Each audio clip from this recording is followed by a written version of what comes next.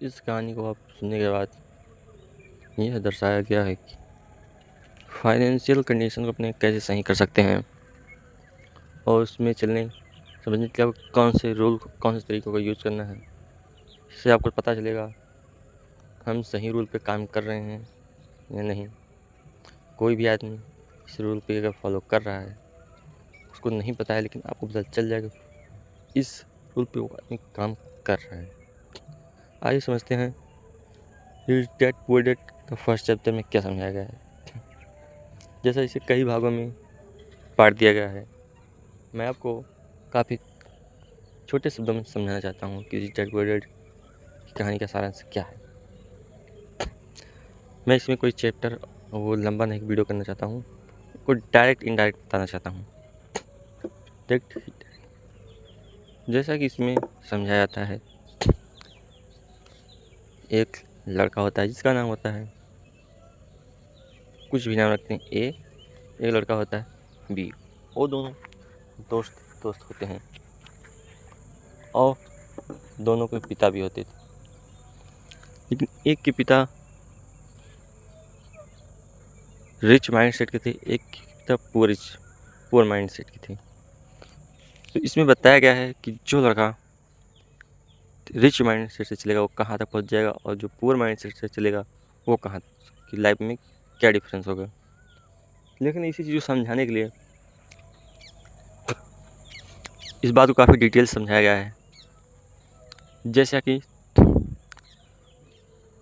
पढ़े लिखे जो गरीब था वो उनको समझाने का तरीका ये था, अपने बेटों को यही शिक्षा देते थे कि अच्छे से पढ़ो और सरकारी ने कोई डिग्री लो, तैयारी करो, या कोई सरकारी नौकरी तैयारी करो, सरकारी नौकरी पाओ के बाद फिर 12 घंटे 10 घंटे मेहनत करो, डेली जॉब जाओ, डेली कॉलेज जाओ।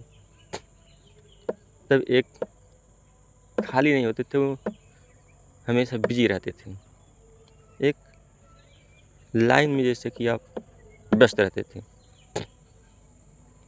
आप डेली स्कूल जाते हैं, 8-10 घंटे पढ़ते हैं, घर पे पढ़ते हैं, इतना पढ़ने के बाद भी आज नौकरी करते हैं, फिर भी इतना समय देते हैं, पास कोई भी समय नहीं बचता है। और रिच डैड कहते हैं, वो अपने बेटे को ऐसी शिक्षा देते हैं, तुम कुछ चीज़ सीखो, कुछ चीज़ नॉलेज सीखना आपके लिए ज़रूरी है।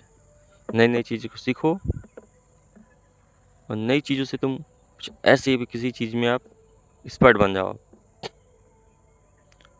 और पैसा कमाओ और उसे इन्वेस्ट करो। ऐसी जगह इन्वेस्ट ना करो जैसे कि पैसा डूब जाए। जहाँ आपको नॉलेज स्किल हो वहाँ पे पैसे को इन्वेस्ट करना चाहिए। तो लेखक ये समझाना चाहते हैं कि दोनों के पिता अपने बेटे को वही शिक्षा देते हैं जो उन्हें पता है। जब वो दोनों अलग अलग शिक्षा देते हैं, इसका रिजल्ट 5-10 साल बाद क्या होगा ये हम उनके ही द्वारा समझ सकते हैं कि वो कहाँ पर हैं। तो अपने बेटे को वही शिक्षा दे रहे हैं। रिच डैड जो कि अभी उन्होंने कंपनी खोल ली है, उनकी कोई कंपनी चलती है, वो अपने सी कंपनी में सुबह शाम देखने जाते हैं। जो कि पुअर डैडी वो अपनी कंपनी में सिर्फ काम करने जाते हैं, सुबह शाम, सुबह जाते हैं शाम को आते हैं, वो टाइम टू टाइम काम करते हैं।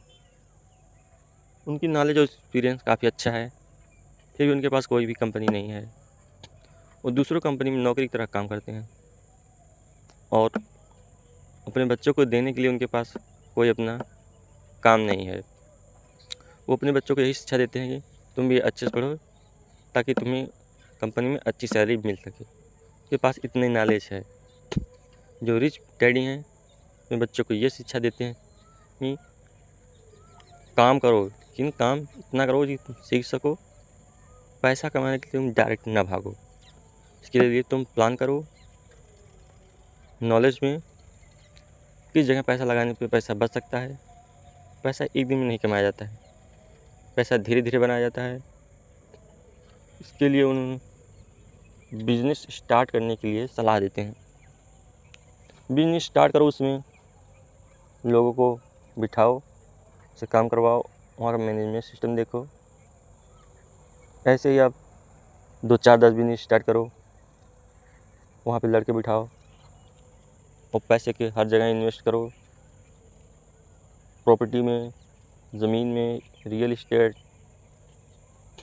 म्यूचुअल फंड, हर जहाँ जहाँ आप इन्वेस्ट कर सकते हैं करिए। इन्वेस्टमेंट कहीं भी रिस्की नहीं होता है। अगर आपने 1 लाख रुपए कहीं भी डाला है, इन्वेस्ट किया है, अब 1 साल बाद तो इतने बाद भले से उसमें निकालेंगे, उसमें उसका अंश होता है, लेकिन 1 साल 3 साल बाद अगर उसमें से आप देखेंगे आपको प्रॉफिट ही होगा। लेकिन गरीब आदमी उन्हीं पैसों से वो गाड़ी खरीदता है, कार खरीदता है, मोबाइल खरीदता है, जो कि 2-3 साल बाद उसकी कोई वैल्यू नहीं होती।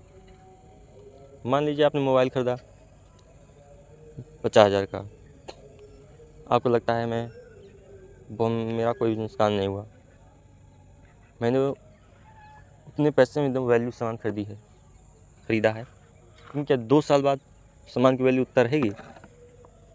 नहीं रहेगी। इसी तरह से रिच डैडी समझाना चाहते हैं, ऐसी चीज़ों पे ध्यान न दें जो आप खरीद रहे हों। आप खरीदना चाहते हैं तो गोल्ड खरीदिए, ऐसी चीज़ खरीदिए जिसकी वैल्यू बढ़े। अगर आप यही नियम का अगर पालन करते हैं, आप अपने जीवन में अगर 10,000 रुपये महीना भी कमा रहे हैं, अगर 5,000 रुपये भी बचा रहे हैं, 1 साल में आप 60,000 रुपये बचा रहे हैं। अब 60,000 रुपये का गोल्ड खरीदे हैं, 10 साल 6 दम 6 लाख का गोल्ड खरीदते हैं। यही आप मान लीजिए 40 साल काम करते हैं, 24-25 लाख का गोल्ड आपने खरीद लेते हैं, जो कि आप 40 साल बाद उस 25 जिसका आपने इन्वेस्ट 24 लाख रुपए खरीदा है, उसकी कीमत 24 न होकर 40 साल में 50 लाख से भी ऊपर हो जाएगी।